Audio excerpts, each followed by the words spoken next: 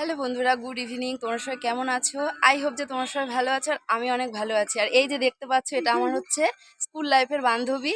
তো আমাদের school life শেষ হওয়ার পরে আর দেখা হয়নি, আজকে অনেক বছর পর দেখা হলো। তাই একটু এখানেই দেখো আমাদের জলের মন্দিরে ঘুরতে এসেছি। ঠিক আছে, একটু হাই কর।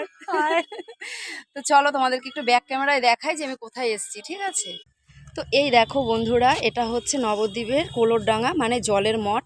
দেখতেই পাচ্ছ জলের মধ্যে হচ্ছে ওই যে মন্দিরটা, চারিদিকটা হচ্ছে এইরকম, মাঝখানে জলের মাঝখানে কিন্তু এই মন্দিরটা রয়েছে। তোমরা হয়তো অনেকে এসেছো, তারা দেখেছো। তো এখন সন্ধ্যা হয়ে এসছে, এখনও লাইটটা দেয়নি, লাইট দিলে আরও সুন্দর লাগবে।